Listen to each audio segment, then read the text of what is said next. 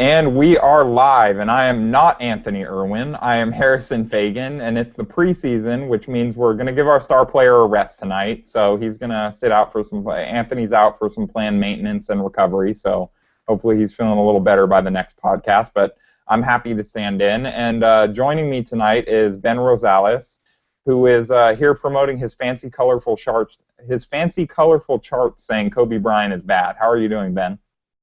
Yeah, I'm strutting my I hate Kobe shirt such that I bought his logo with the rings that written as I suppose if I'm hating it should be completely ironically, but I guess I will wear it both ironically and unironically. Yeah, I guess there was no spot on those charts for rings. So that's the only downside of using shot charts to evaluate a player. There's no rings percentage from the field. And then also joining me tonight is Ryan Calipire, who, when he isn't making fun of my dog on Twitter, writes for Silver Screen and Roll, Arizona Desert Swarm, the U of A student paper, and like a bunch of other places probably. How are you doing, Ryan? Good. If you haven't noticed, I'm wearing my Ryan Kelly headband today. Yeah, just to go with his name, Ryan Calipire or Ryan Calipire. Yeah. Did I get that right this time? All right. For those of you on iTunes, he's wearing the Ryan Kelly headband to make his hair look just as garbage. I think I'm the only fan of his hairdo, so I gotta stick up for it. You're Ryan Kelly's hair stan. Yeah. Hey, everyone's a stan of different things. I like his hair. It's a good look. Steve Novak and Ryan Kelly. You really have a list of players that you Aaron like to Carter stand up for. All right, so now that we've established Ryan's questionable judgment and things that he likes, I think we should get right into the game. And so the Lakers lost again. They still don't have a win in the preseason, but again, keyword there, preseason. It doesn't really matter. But so you kind of look for little things in the game that stood out. And so Ben, what stood out to you tonight? I think the biggest thing, as most have alluded to, is Randle. I mean, he came in, he dominated it. He's looking increasingly comfortable game to game, and tonight he pretty much showed the entire package except for his mid-range shooting, which didn't really factor in. But he was hitting, he was going to the rim pretty decisively. He was hitting fadeaway shots in the post. He was distributing appropriately to open shooters and cutters. He was attacking the boards especially well, something he hasn't necessarily done as of late, but he was very good in college, and he's showing a lot more of that athleticism and strength there. And I mean, he looks like a bona fide NBA player going out at the rim. And I mean, as we've retweeted the Vine a half dozen times, or a couple hundred times rather, I'm sure, his behind the back dribble to get around the defender at midcourt and pass to Kobe, that will probably be the highlight of the preseason. So I mean, of all the young guys, and there's a lot of young guys. I mean, watching these preseason games is kind of fun, if only just to get that we have such a flood of young guys. I mean, of varying chances to make the team, of varying chances of making an actual impact. But there's so many guys to keep track of, and it's really enjoyable. But as I said, I mean, Randle was the guy who really distinguished himself today. Yeah, that behind the back pass for Kobe on the wing was really pretty spectacular. Somebody's phone is going off. Just because we are that level of professionalism. So Ryan, besides Julius Randle, do you have anything to add about Randle or? I mean, Ben pretty much got everything. I would say another guy. I mean, Lou Williams continues to impress. Like, he just scores so easily. He gets to the line. He got robbed of 3 free throws on one play when he should have. He drew the foul, and they didn't give him continuation for some reason. But he just looks like he'll be someone that, and at times the second unit just can't. They have a hard time manufacturing shots, and he just looks like a guy that can really help them score, because he does it so easily. And he's actually efficient. Like, he shoots a lot, but he's actually efficient. I think the first game he had, I think, 20 points on either 12 or 13 shots, and then like Nick Young took the same amount of shots and had like 13 points or something. Yeah, so I really like Lou Williams. He honestly, I mean, he other than Hibbert, I think he's arguably the Lakers' second best player right now. Yeah, that's an interesting take. Ben, what do you think about that? I mean, since you think Kobe's the worst player on the team, like where would you rank Lou Williams? Um, I think Lou's probably the second or third best player on the team. I mean, it really depends where you consider Clarkson and where he is right now in his current development. I mean, he's showing signs that last year was a fluke, but if we're just going by last year, Lou's probably better. So I mean, that'll probably fluctuate as we go through the season. But yeah, I mean, we've seen the whole class of chuckers come through town, and Nick Young's kind of a pretty good example of that. But I mean, Lou kind of he does a lot of stuff to kind of offset a bit of the kind of crazy shots he throws up from time to time. He's accurate from the corners. As Ryan said, he draws all those fouls. I mean, I don't know how he draws some of these fouls. He just induces people to do so. I mean, just at random times. It's really interesting. And then When and he also has that floater that he's able to get in the lane. So I mean, the dude does he does parlay a lot of efficiency, a lot of good moves into what he does. And once in a while, he throws a really good pass. I mean, it's like he's not like a black hole out there. I mean, if there's a read to be made, most times he's gonna go for the shot, but he's not afraid to make that pass every now and He's not Jabari Brown. then. oh man, yeah, on Lou's ability to create contact, I tweeted during the game. I was running the Silver Screen and Roll account that he has like the superpower to just make people want to touch him. And of course, that was poorly phrased, and so the first response was like, "That's why he has two girlfriends." But you know, it's like you've said, I think before. I think Ben, you were the one that coined this, but he's the rare like efficient chucker. Like if you just watched him play and you didn't really pay attention to the free throw attempts or whatever, or the amount that he was building up, you'd think he was just one of those like off the bench gunners. But he actually does it like at a decent efficiency clip, and I think he shot last year close to 50% from the corners. Yeah. And then so I think that the other big, like both literally and figuratively, storyline to come out of this game was Upshaw getting his first major, actually I think his first minutes at all during the preseason, right? Not just major minutes, but he played 25, but I don't think he had played before tonight, right? Yeah. So, I mean, it was pretty, like in the first quarter, he looked a lot better, which would make sense with what we've heard about his conditioning. He looked a lot better than he looked for the rest of the game. But he was out there blocking shots, and then I think the Raptors kind of realized he was going to jump at everything and took advantage of him a little bit. So there's still some, like, room for growth there. But what did you guys think of Upshaw? I think he did for the most part defensively he did a good job. Obviously, had what 3 blocks. The thing that people noticed, I noticed too, was he was just a little bit slow, especially off like pick and rolls. He seemed like I think there was one where Lowry just like easily blew by him because it looked like Upshaw just like he was just a step behind. And then like a rotation or two, he was a step behind. But other than that, I mean, he looked for a guy that hasn't played in a real game since summer league, he looked good. And then offensively, I mean, he had a turnaround jumper, which is like something that's like a luxury for him. Like you don't need him or expect him to do that type of stuff. And then he had another play where he caught a pass from Meta World Peace in traffic, somehow held onto the ball and then finished. Just all in all, I think he really helped himself get a roster spot tonight. Ben, any thoughts on Upshaw? Yeah, I mean, I think Ryan put it really well. He's having trouble kind of adjusting to the speed of the game. So I mean, there's always like there's a half. I think I tweeted earlier. He feels like he's half a heartbeat slow from time to time. I mean, you can see him. He wants to make the right rotation. He wants to be there to contest on the weak side, but he's occasionally a bit late. I mean, to be fair to him, I mean, he was very often he had to come on the weak side to help against Corey Joseph, who's an exceptionally good finisher at the rim. And I mean, Joseph made some pretty impressive shots over both Hibbert and Upshaw at the rim, and they were contesting him fairly well. So I mean, that's a bit of an abnormal situation. But I thought on the whole, I mean, yeah, as Ryan said, for a guy who hasn't played a whole lot, 'cause remember he from when he was suspended at Washington until now, the only real kind of game time experience he's had at Summer League, and even then he got scattered time because played a whole lot. And on that note, I mean, from this point, we've seen Soccer, we've seen Black, we've seen Upshaw, each kind of had their turn at the backup center spot.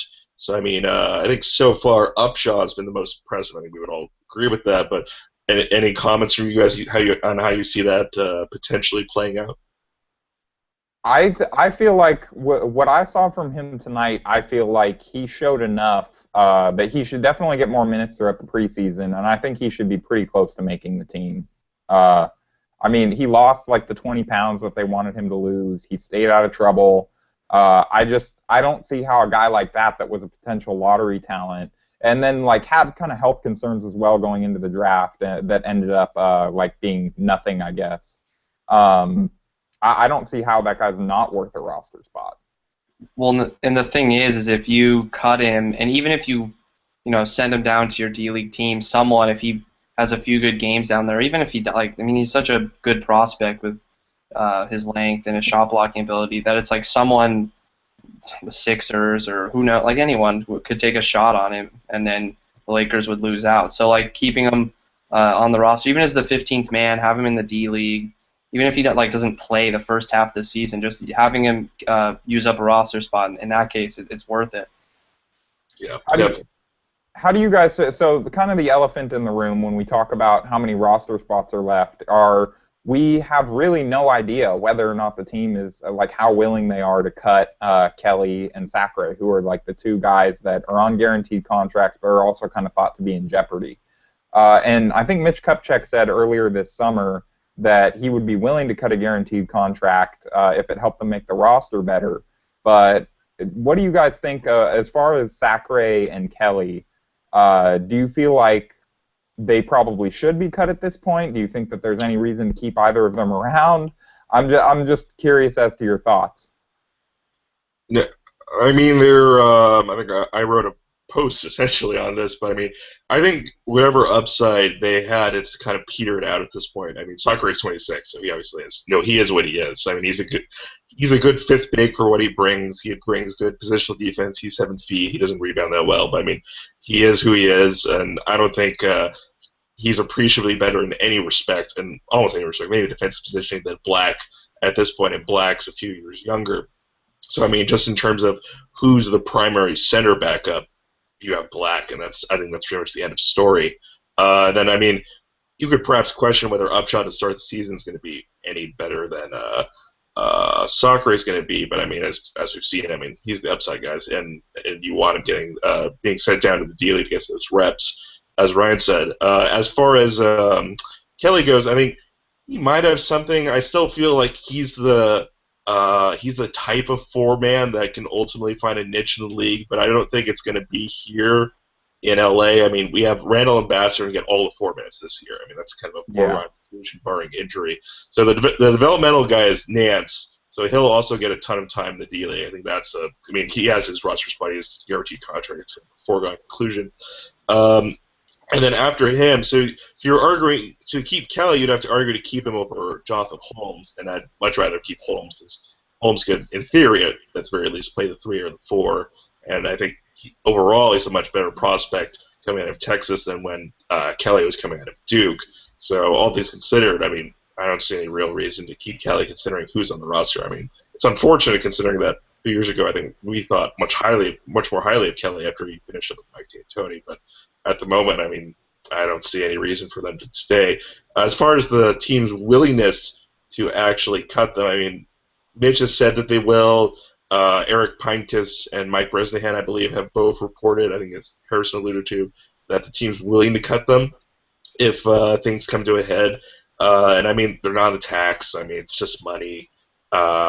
It's not that much extra money to actually cut them. So I mean, it's a drop in the bucket for a team that makes $100 million in profit a year. So I don't think they'll hesitate at that. This is just a question of what Byron recommends, but a question of what the front office is willing to go, and especially if Meta World Peace makes the team or doesn't make the team. So on that note, that's kind of the elephant in the room. Yeah. Well, my thing is with Sacre especially is like that he's more of kind of a known quantity than Upshaw, and Right. so if you're a team that's really trying to win right now, like go for a title, then maybe that's somebody that you want around instead because you know that like if he has to get spot minutes at some point because of an injury, he can come in and he'll do exactly what he's told, and he'll just kind of fill a slot. But for a young team like the Lakers, where there's not a lot of pressure right now, you wouldn't think you would think like Upshaw would be a little bit more worth keeping around, right, Ryan? Yeah, like you said, if the Lakers were like a team, maybe like the Clippers, or I shouldn't say that because people are going to hate me for saying that, but another NBA team that was closer to contending, then yeah, a guy like Sacre where he can come in and just be average or whatever he is fine. But like teams like that, they're not going to play Upshaw because the mistakes he makes can be the difference between a win or a loss. But for the Lakers, the difference between a win or a loss, I mean, you're looking at Is 30, the other 20 points somewhere they in the give up. 30, somewhere in the 30 win range anyway. So it's like it's worth it long term to have a guy to play a guy or use a guy that has upside like Upshaw, that can actually turn into maybe not a great center down the road, but at least a guy that could start or something. So yeah. So, and then we talked about this at the beginning of the show. You're clearly a fan of Ryan Kelly's hair. Where do you stand on Ryan Kelly, the player? Sadly, I think his time in LA is done. There's just too many. He can't play the three. We saw that last year. And with Randall, Bass, Nance, even Holmes, there's no place for him to get playing time. It's like yeah, maybe he could make the roster over Holmes, and then Nance goes in the D League and he becomes the third power forward. And we know injuries are common, so maybe there's some chance there that they keep Kelly instead of Holmes. But if I were the GM, I would keep Holmes over Kelly and send his hair somewhere else. Yeah, I think he has a spot in this league. I think that he Yeah. can probably play somewhere. I mean, he's not going to be a star like a big minutes guy, but I think his shooting and just his overall uh, like versatility kind of on offense should be enough to like get him some minutes somewhere. You would think. Well, the problem is he's supposed to be a stretch four, but the first year he was not a bad shooter, but his second, like last year, he didn't hit enough shots. And for a guy that he doesn't defend that well, he's a pretty poor rebounder for his position. So if he doesn't Yeah. hit shots from the perimeter, he doesn't have much value, and he hasn't hit enough shots. It's that simple. Yeah, that's true. So, getting past tonight's game, because we only need to spend so much time breaking down like one preseason game.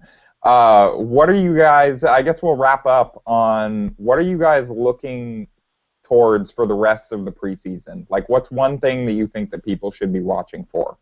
Uh, Ben, I know I'm kind of putting you guys on the spot. Do either of you have anything yet? Um, I mean, you want to see them continue to kind of get into a flow offensively. I mean, it's a bit hard because Russell's been out for or at least most of the 3 games so far.